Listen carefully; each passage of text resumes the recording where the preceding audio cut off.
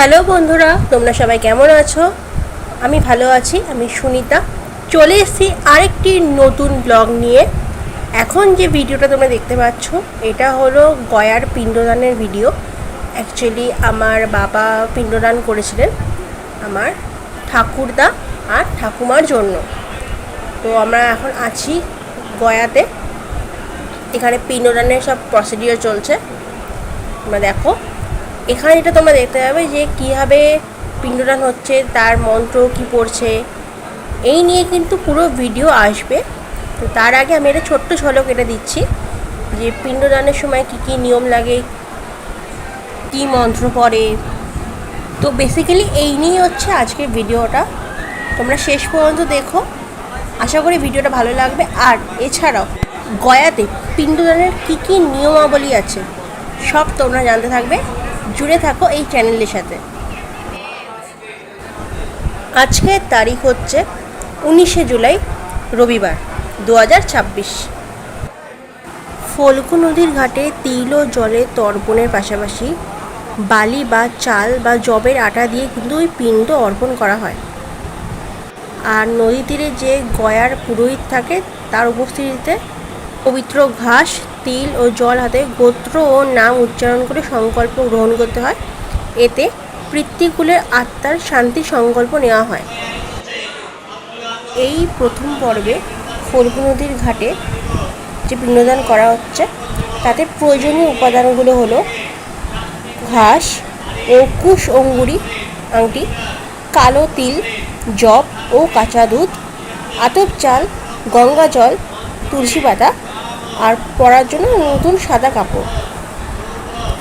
শাস্ত্রীয় বিধিমতে এই ঘাটে স্নান ও সংকল্পের মাধ্যমেই সমগ্র গয়া শ্রাদ্ধের সূচনা ঘটে।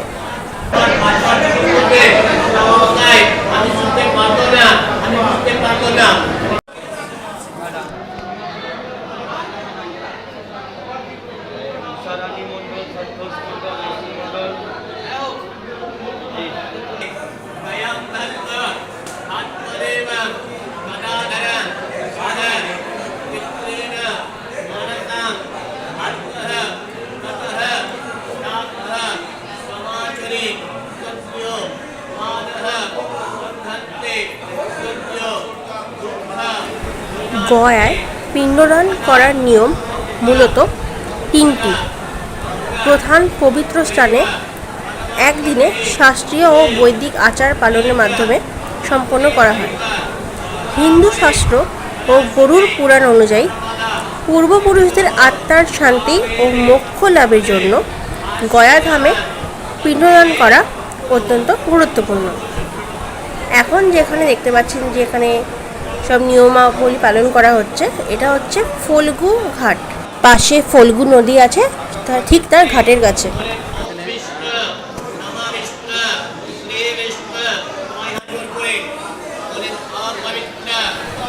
সকালে স্নান সেরে সাদা ধুতি বা সেলাই না করা কাপড় পরে ফল্গু নদীর ঘাটে পৌঁছাতে হয়। নদী তীরে সংকল্প নেওয়া হয় এবং তিল ও জল দিয়ে তর্পণ শুরু হয়। এখানে প্রথম পিণ্ডদান সম্পন্ন করা হয়।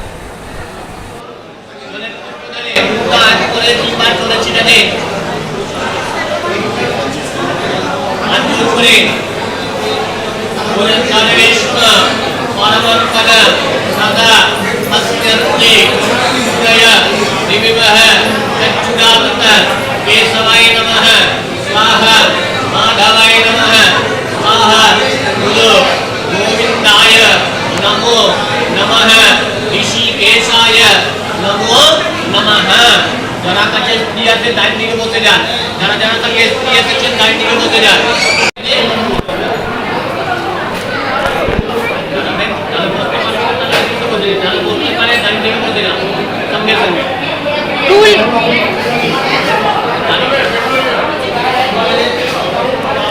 টুল হবে, টুল হবে।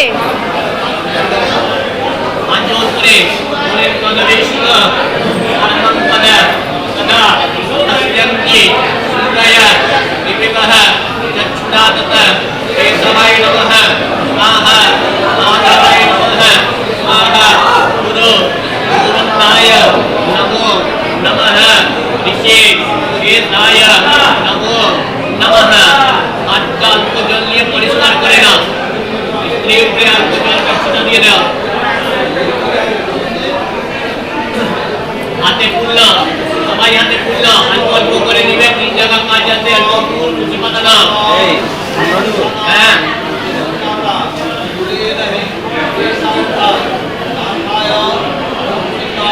मंत्र बोले नमो विष्णु श्री विष्णु ओम विष्णु शांताकं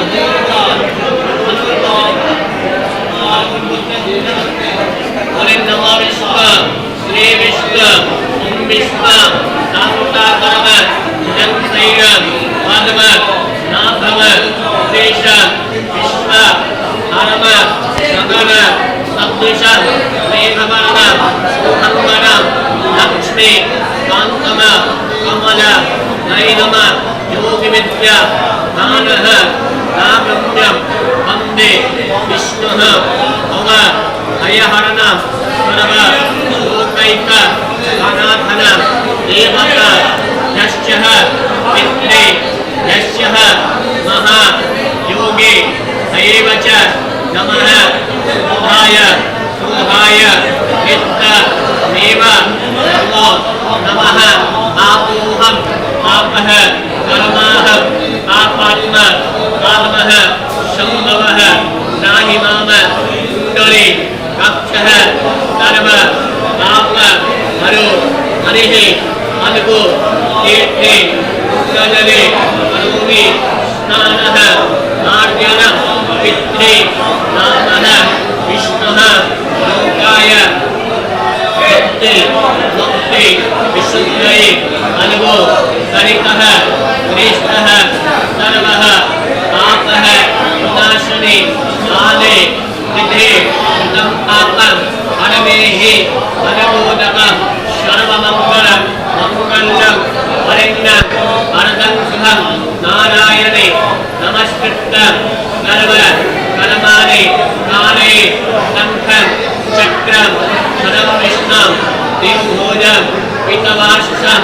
प्रारम्भे कर्मणं विप्रः यः तुण्डिक अस्मरे हरिः मधुवाक गीतायते मधु परन्ते सिन्धवः मातृन्न सन्तोषदे मधु लप्त उपाससः मधुम आभिवै उन्द्रयः मधु यौरस्तो नापितः मधु मधु पुष्परेणु पुष्परेणु समद्भूतं सुस्वादं मधुरं मधु तेजः पुष्टि ब्रह्मण्यं नानार्थं ते श्रीरकं पूर्वविचरितं शुश्रूषे।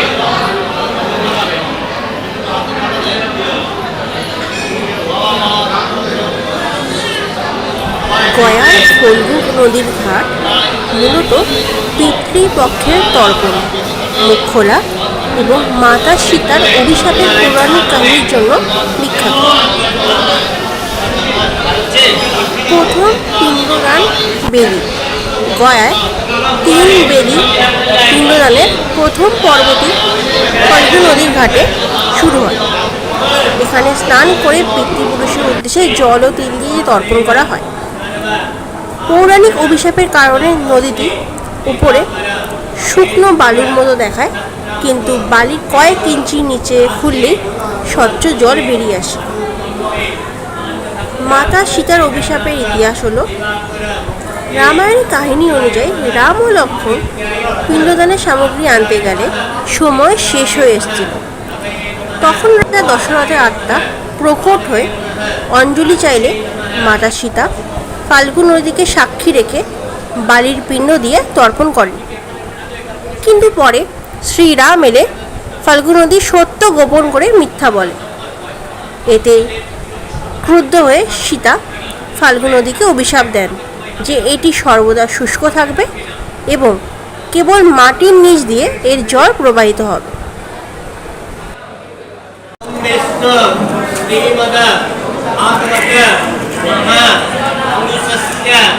विष्णुः प्राज्ञः परवर्त मानस्यः अद्यः यस्यः ब्राह्मण अनहे विद्या प्राराधे श्री श्वेतः वाराः कल्पे जम्बो द्वीपे भारत वर्षे भरतः खंड मगध देशां तरगत चंप कारंग मधुबन गया गदाधर पुण्य छिद्रः असदगते सदगते प्राप्त्यर्थ आषाढ़ मासः शुभः शुक्लपक्षः पंचम्यामः शुभ उन्नश विभौ शुभ योग शुभ करण शुभ लगन एवं ग्रह गुण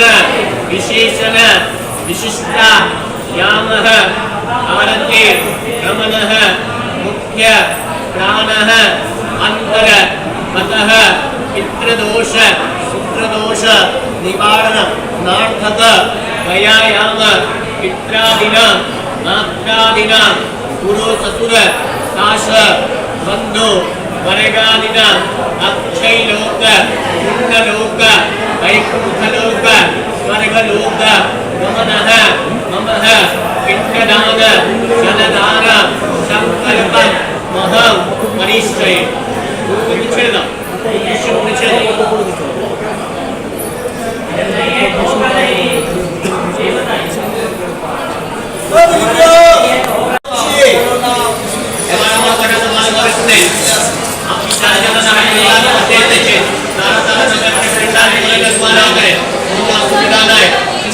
জলদান করতে যদি জলদান করবেন না পিণ্ডদান করলে কিছু লাভ হয় জলদান করতে হয় আপনাদের তর্পণ যে তর্পণ আপনি বাড়ির সময় অর্পণ করেছেন ওই তর্পণ এখানে করতে হয় ওই তর্পণ এখানে করতে হয় দেব তর্পণ করতে হয় দেব ঋষিকে উদ্ধার করে ঋষি তর্পণ করতে হয় ঋষিগণ আমিও সবাই করতে কিন্তু তার সেটা ইচ্ছে সব ঋষি আমি জলে ছিটা দিতে হয় यम तर्पण करते हैं 14 यम आते हैं बेजल कमाई माने आती है यम ये 14 यम के तर्पण देते हैं पितृ तर्पण करते हैं तो तर्पण देव ना के संतुष्टि करते हैं प्रार्थना ना के वज्रदान वस्त्रदान पात्रदान अन्नदान तारपरे ना के फलदान भगवान के भक्त की ऊपरे जोड़े चिता देवे बोले ब्रह्मा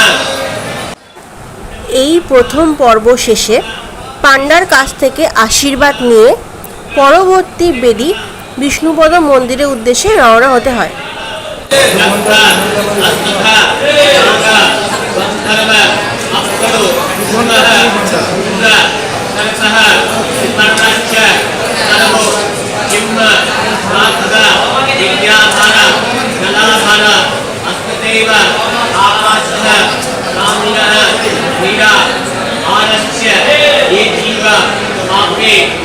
বর্তমানে এই ফল্গু নদীর ঘাটে ভারতের বৃহত্তম রাবার বাঁধ গয়াজি ড্যাম তৈরি করা হয়েছে, যার ফলে ঘাটে সারা বছরই জল ধরে রাখা সম্ভব হয়।